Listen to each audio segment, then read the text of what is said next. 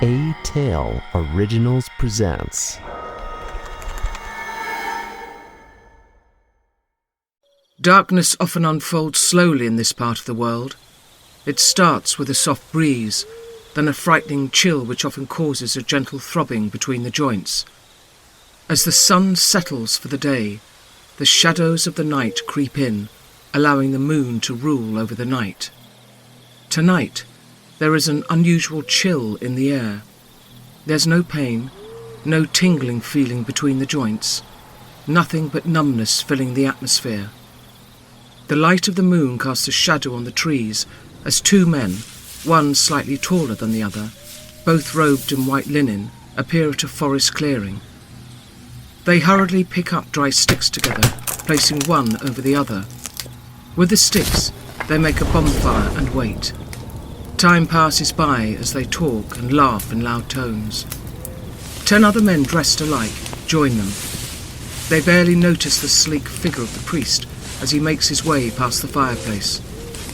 He bears a scar around his left wrist, which resembles a burn injury. He carefully places his red sacred book over a stone, ensuring it does not tip over. 2 men follow closely behind him, their faces as stern as a block of bogwood oak. They drag a young woman by her hands down to the priest. Light-skinned, her skin glows under the moonlight. Her hair, brown and held in a ponytail, complements her hazel-coloured eyes. Her big, hazel eyes stare down at the fire and into the eyes of the men around her. Her white robe, now a shade of brown, covers her body partly, leaving her hands bare as well as portions of her upper back. She whimpers a little and bows her head, knowing help is either going to arrive late or never. She, however, attempts to beg for the umpteenth time, but she chokes on her tears and buries her voice beneath her pain. All 12 men drop their torches at the same time. They stare at the priest, who begins the ritual ceremony. The priest walks to the woman, who is now at the centre of the circle of men. He allows his long, coarse fingers to trail through her hair down her back. He savours every moment of it as he utters gibberish underneath his breath. Gripping her by her neck, he pays no attention to her wincing, which is slowly accompanied by tears. The other men stand still, eyes fixated on the priest and the woman. Mostly the woman. The priest raises a call. "For one reason have we gathered, for one reason have we come," they respond, "that she might be the wife to us all." His grip, still firm on her neck, he leads her to a tree that stands aloft in the space. He cuts through the linen which holds her hands together and reaches for a rope attached to the belt of his robe. Her robe begins to fall as he ties her to the tree. "Stop, please," she begs, but her plea is met with a beckoning for silence by the priest, whose hands adjust her falling robe. Drip, drip, drip.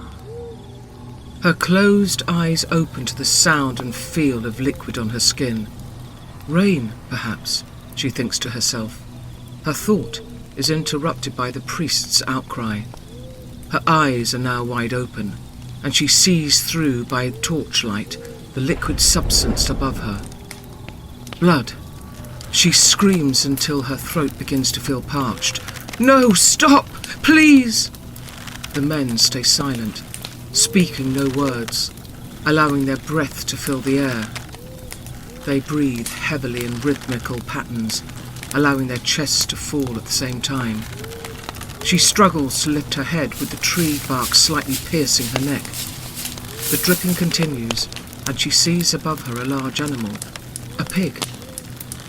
Its belly has just been slit, and she knows this by the warmness of the blood upon her skin. The gory sight makes her stomach churn, her gut itch. She throws up, allowing a chime of food to soil her robe. She continues to scream, and this time one of the men slaps her to silence. The priest, who now appears by her side with a blooded knife, lets out a soft laugh.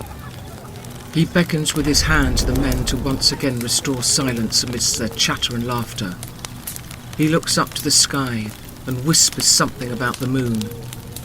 Turning back to the woman, he speaks. "From this blood, you will become as fertile as today is midsummer, the day of Freya. You will carry one of us inside you, and the offspring will make us immortal." "Please, I'll give you anything you ask for, please," she manages to plead. But they pay no attention to her.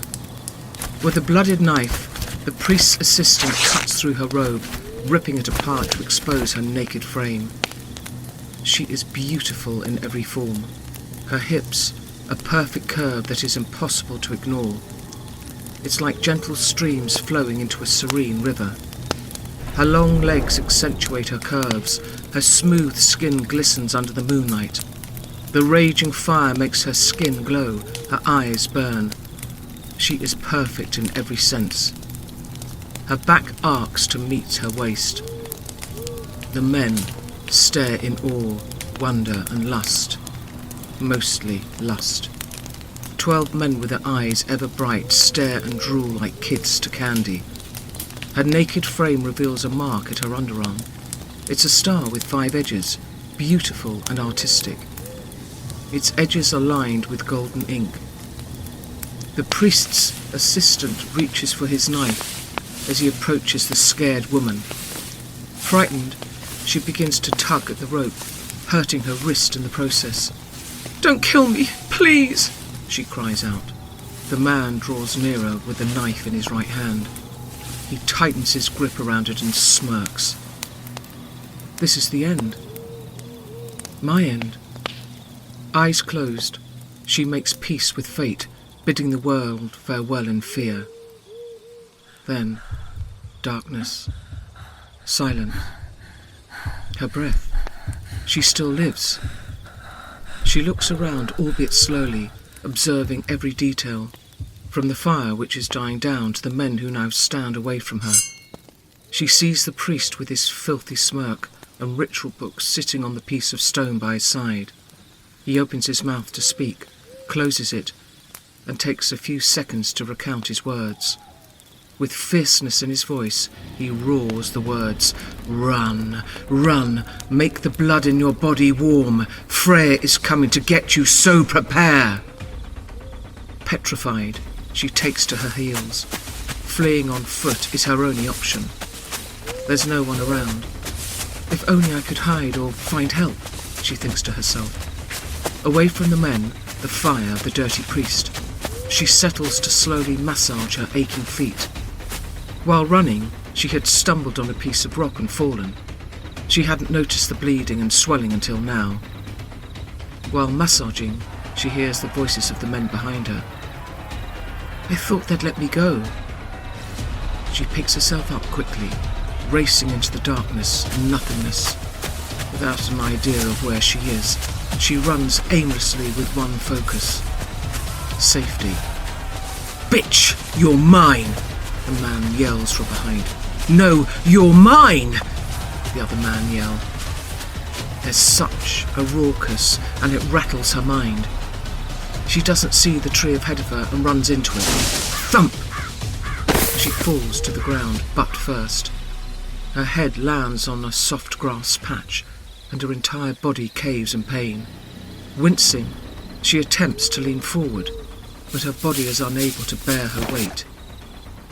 Tears. She cries some more, knowing fully well that her fate has been decided by these men. She attempts, once again, to stand, but is held down by one of the men. Tall, the torches reveal his muscular build. His right bicep has a scar edged in it, as though it were in a fight. He looked like one who always got into fights, and he was about to get into one with her. Holding her waist down, he taunts her with her tongue as though to mock her pathetic fate. With nothing but tears, she gives in. No pushing, yelling, just tears. It doesn't end with him. All the other men take their turn, casting lots on her as though she were bread or food. Like packs of wolves, they devour their prey. When they're done, she turns face down into the mud, counting from 1 to whenever, hoping that the night carries her away. And it does, softly caressing her naked frame into a peaceful, deep sleep. For only $9.99 a month, you'll get full access when signing up at Atale.app, iOS app available in App Store. So click and sign up now. Atale.app. Let the adventure surround you.